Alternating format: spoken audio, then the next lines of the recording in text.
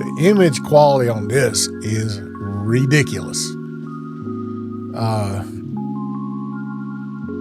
I mean, dang.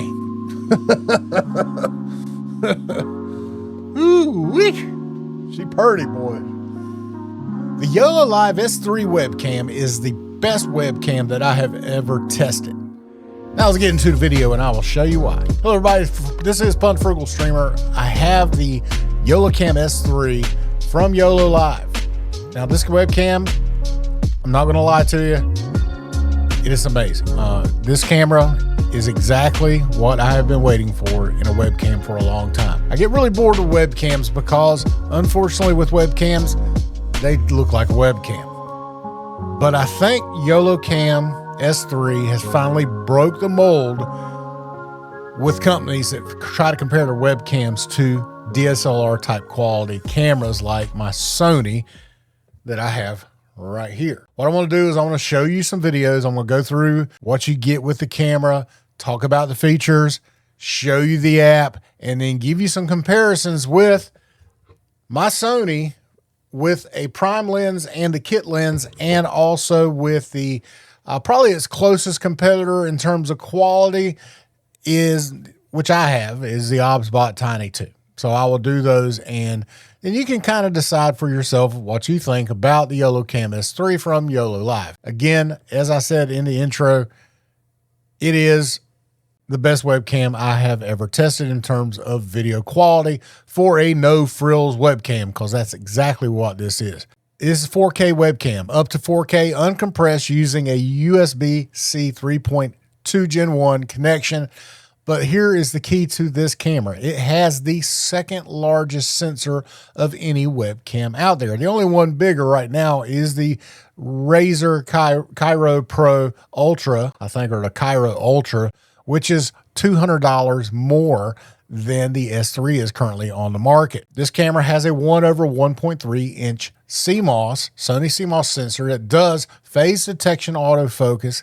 It has zero lag, and it does, again, up to 4K at 30 FPS. The accompanying software that Yolocam has designed, called Picasso Resolve, gives you live color correction. Yes, live color correction. I don't know of any other software out there that goes to this extent to give you the controls that you can have in a webcam. And that is why you can make it look as good or as close to any webcam I've ever seen to a mirrorless type camera, which is what a lot of people are looking for. So this is a great budget option for you live streamers out there that want to buy Sony type camera or Panasonic or Canon, but can't afford it, because this is $200 online right now on Yololiv's website or on Amazon.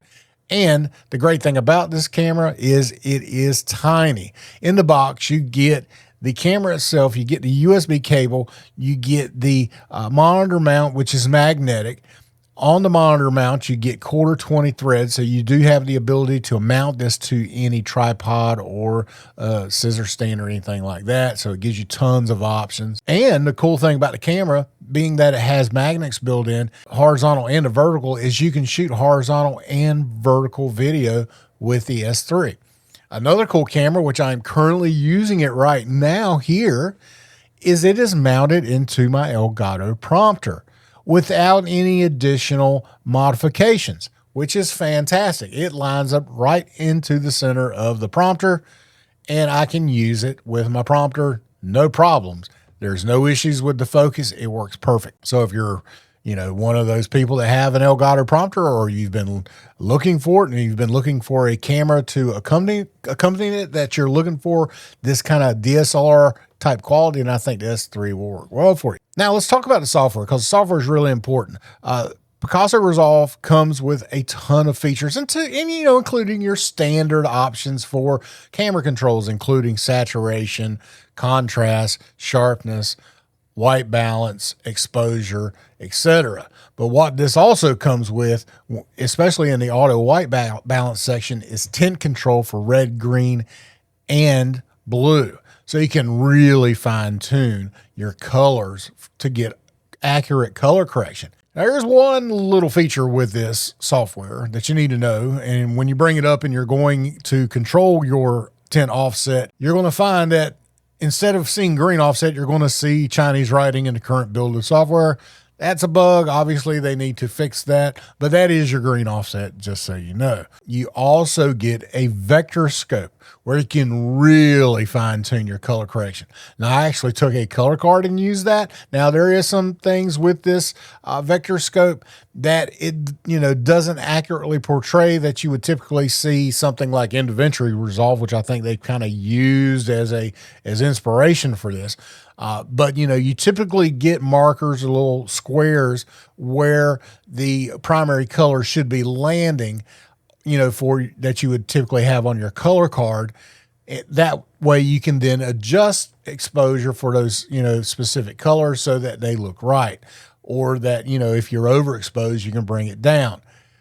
You don't really get that option here, but you can kind of figure out where they are based on how they land with the color card. And then you can adjust, dots that are, close to those colors as possible to really fine tune your color. That's how I think it operates. There's really not a guide that shows you how it truly works. Based on the fact that I've used the color scope in DaVinci Resolve, that's kind of how it works. But it does work well. I really like it because you can really fine tune this camera. And it's the first one I've ever seen that you've been able to do that. It's really a cool option. Now, this camera is also tiny. It is well built. It is in a metal case. The reason it is built in an all metal case, well, number one, it uses the magnets so that you can mount it to your monitor mount. And, you really have an option if you have anything that's magnetic metal that you can stick the camera onto the side of it. So it does give you extra content options. But the primary reason for the metal casing is for heat dissipation. You will not have an overheating issue with this camera because the metal case dissipates the heat from the sensor, and you can get nice, beautiful 4K quality at any time. I really like this camera. This camera is super smooth. You can see it here. It is gorgeous. I think the color, options here, the color accuracy is beautiful. I love this camera. Another neat feature with this camera is you do have zoom options. It's really a digital zoom, so you're actually cropping in the frame. But I don't know what kind of magic they pull off here, but I swear up and down it looks as good as optical. So you do have hotkeys that you can program these in. So what I've done is I've actually set hotkeys inside of my Stream Deck, and I've got 4 different zoom options, and this is the full zoom. Okay, so this is what full zoom look like. Now, this camera, despite being fully zoomed in, looks sharp. It maintains its detail. I don't know how. I don't know how they do it. Okay, this does not look like a typical digital zoomed in frame. It just doesn't. It looks kind of like an optical zoom. Now, I'm sure there's probably some distortions that you'll probably be able to see, but I mean, good gracious. I mean, and it's smooth. So I have 4 settings. This is fully zoomed out. This is about 25%. This is about 50%. And then this is about 75% zoomed in. Okay. It's magic. I'm telling you, I don't know how they do it. No other webcam zoomed in digital zoom looks that good. It just doesn't. So now let's go into comparing this to my Sony and my Tiny 2 from OBSBot. All right, so here's a side-by-side of the Tiny 2 from OBSBot on the left and the Yololiv S3 on the right. Now, I have the Tiny 2 right here. They're literally right beside each other. You can see my hand right there. So, and they're is about as close as I can get to distance away with both the cameras. I'll actually move it up a little bit and try to match it so that it is as closely level as I can get it. Now, the great, difference with the OBSBot Tiny 2 compared to, the S3. The S3 is purely a webcam, right? Tiny 2 is a PTZ camera, so I can control the camera with PTZ, and it does AI track. But that also comes at a premium. So, but I'm using the Tiny 2. The reason I'm using the Tiny 2 is because it's the closest webcam that I have that comes to the sensor size of the Yololiv S3. The Tiny 2 has a 1/1.5 inch sensor, so it's only 0.2 inches smaller than the S3 at 1.1/1.3 inch. Really, minor differences, but you can see the differences in image quality between both of the cameras. Now, I'm basically in auto settings, except both cameras are in manual exposure. So I'm running them both at 1/60 because I'm shooting in 4K 30. But you can see, there is subtle differences between the cameras. I think you get a little bit more dynamic range in the S3. You can see that the shadows are a little nicer. The exposure's a little nicer. Colors are generally a little more accurate. And the wonderful thing about the Yolocam, and you can kind of see it a little bit with the OBSBot, but it's not as prevalent with the Yolocam, is in the back. You can see that I actually have depth of field. You're getting a separation from your background with the Yolocam. You're actually getting some bokeh with a webcam, and that is almost unheard of. And this is natural bokeh. It's not induced. It's not this AI background blur stuff that you would have to do with the OBSBot, for instance, where, it really does this focusing on all objects in the back. Whereas, with the Yolocam, you get a little bit more blur and you get a little bit of separation in your back. That's kind of more like what you would see with a mirrorless cam like my Sony. When I put the kit lens on the Sony, as you have some footage here, you really cannot tell the difference between the two. I can't. When I've color corrected the camera to match my Sony, they look nearly identical. And to the untrained eye, or even, the casual eye that's watching a video on YouTube or watching live streaming, you're not going to be able to tell the difference. And you're talking a Sony camera.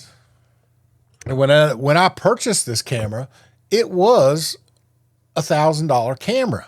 And with the lens, this lens is a $400 lens. You're talking nearly a $1,500 camera that I've bought here to give me, basically what I can now get out of a $200 webcam. So I think for the money and for, what you get with the Yolocam, I don't know. You just can't beat it for the price. I don't know of a webcam that gives you this image quality for the price.